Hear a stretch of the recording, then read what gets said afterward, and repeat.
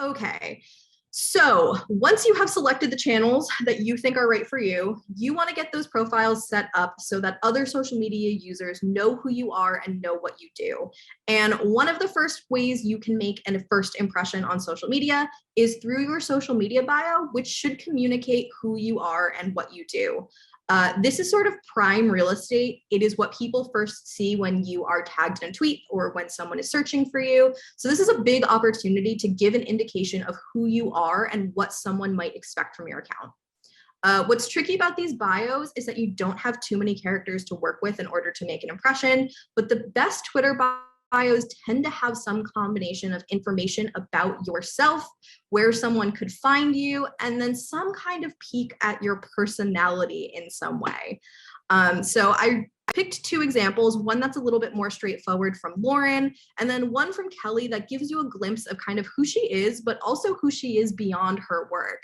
So, I love Detroit, long hikes, 90s sitcoms, and mentoring others, but she also has information about what she works on and where you can find her to see more of her work. And then Lauren's is a little more straightforward. She says assistant professor at Vanderbilt, utilizing gene and cell therapy. And that is a little bit more straightforward, but also still effective. You know who she is, you know what she does, you know where she's based out of because she tagged her location as Nashville, as they both did. And they both linked to places where you can find more information about them, such as, for example, the website that you've just created. So you can kind of see how all of these platforms start to link together, like Lacey mentioned. Your profile and your bio should also include a photo that is clear. A headshot typically works pretty well. And then also some kind of background image that emphasizes who you are or what you do. So that might be an image that's related to your work, or we always love when faculty choose to show off a little bit of campus like Kelly did. And so ideally, if you are on multiple social networks, there should be some sense of sort of consistency across them so that you're reinforcing your brand across all of the different places where you exist online. And my challenge to you here, and this will sort of be an ongoing challenge that sneaks its way into this presentation throughout, is to kind of find role models in your field who are doing a similar thing as you and look at what their bios say. So look for examples to see what style of bio you might like. Look for examples to see the ways that people are talking about themselves and their work, and think of ways that you can express yourself in sort of the limited characters that you have to say who you are, to say what you do, and to give someone a glimpse of why they might want to follow you, of what your account might offer for them going forward. So once you have your accounts set up on the platforms that you think will work best for you, that's when you can start to really take advantage of social media and make it work for you. And so I wanted to talk about some ways to share and engage. And a big question we often get asked is, what should I be posting? What do you actually put on these channels once you have them? And so a couple of ideas for things that you might be thinking about sharing on your accounts. The first is to share your professional opportunities and accomplishments. So when you publish something new, when you have a speaking engagement, you get a promotion, secure a grant, you can use these channels as a space to kind of promote that work. And I think a common concern is that it can sometimes feel uncomfortable to be sort of overly promotional in these spaces. But one way to sort of feel better about that is by filling your feed with other type of content as well, so that you're not just sharing accomplishment after accomplishment, but you're actually engaging and kind of showcasing yourself as a full person, so that you're not just bragging over and over, although I'm sure that you could. And some other things that you might share are things like congratulations to your peers and coworkers on their achievements. It always feels great to kind of get a compliment or a congratulations on social media. So my advice is to, I guess, tweet others as you would like to be tweeted, in that you are celebrating your peers and your colleagues as well. Sharing behind the scenes content can always be great as you're doing things where you can kind of capture a little bit of your perspective behind the scenes content. That can often be fun and engaging, whether that's a photo of your lab, a look behind the scenes of a project you're looking on. Those sort of interesting glimpses into what you're doing before it's fully complete and finished can be really interesting.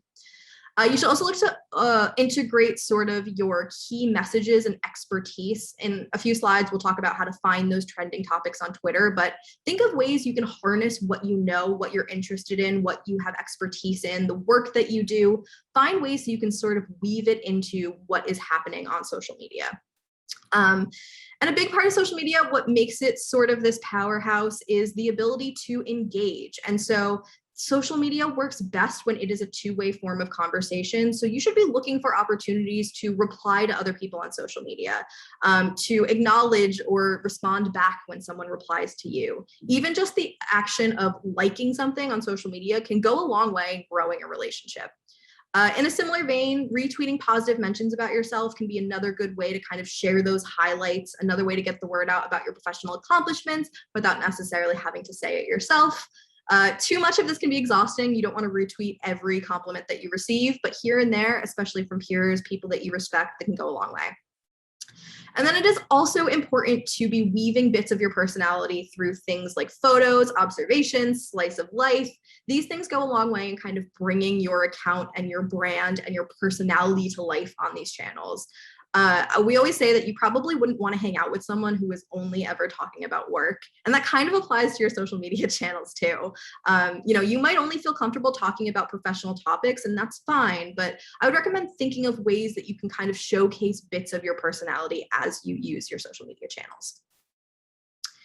And one way to get your voice out there and to kind of share your expertise, expand your brand, become more well-known, is to look at each day what's trending and look for opportunities where you can contribute.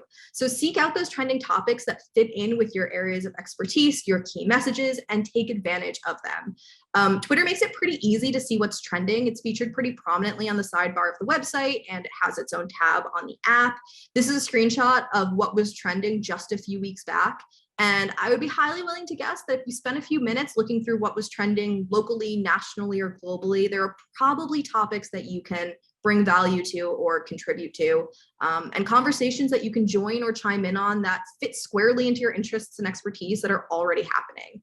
And one way to do this is by sharing articles that you read and have something to say about, and sharing them along with your own kind of opinion or commentary.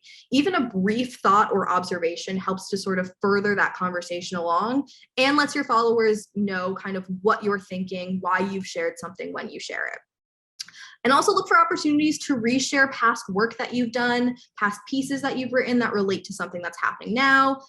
And you can even kind of refine the Twitter trends to only show you what's trending in the category of news or sports or entertainment. So think about the ways that you can sort of tack on to what's happening in the news, what's happening on those platforms.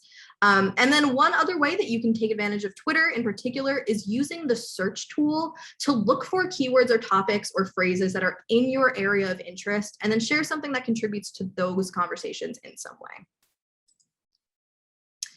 And then I also wanted to talk quickly about some of the techniques that can help further your reach of your content. And those are primarily @ mentions and hashtags.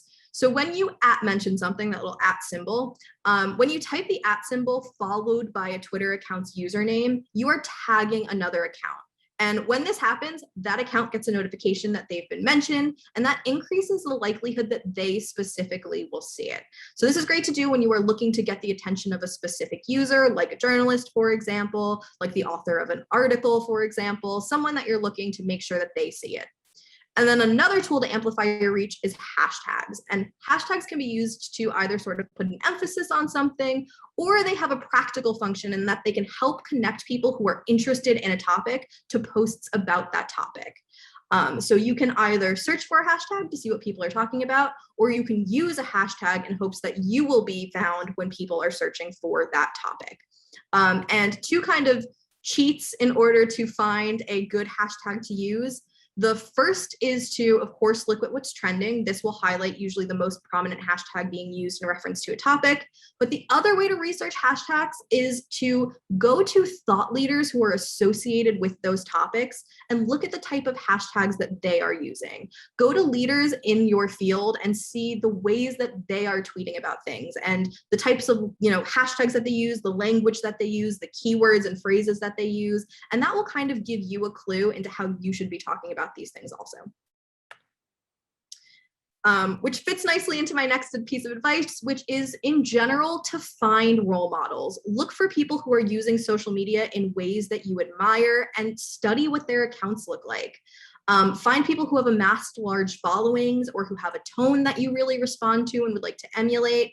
Look at how often they tweet, how frequently they're engaging with their replies, the types of things that they tweet, the hashtags they use, what their bio says, what their profile photo looks like. There's a lot that can be kind of gleaned from finding role models and sort of studying what they're doing and thinking about ways you can adopt the techniques that you like. And then you can also start to grow your network by connecting with the people you know, your colleagues, your peers, the organizations that you're a part of. Connect with them to grow your network, but to also study what they're sharing. I also recommend taking advantage of Twitter lists. I'm not going to get into this too deeply because I know Derek loves his Twitter lists and does a great job of sharing why and how he uses them. But thinking of ways that you can sort of follow and keep tabs on the people in your industry that you admire and respect. And then one of the last ideas I like to leave you with is to think of social media like you are telling a story post by post. And I really believe that this is how you grow and build and translate your brand and your work and who you are into this short form space, is by thinking about this like you are post by post building something. And you might be someone who wants to tell the full story of who you are, or you might be someone who just wants to tell the professional story of your work, and either choice is okay.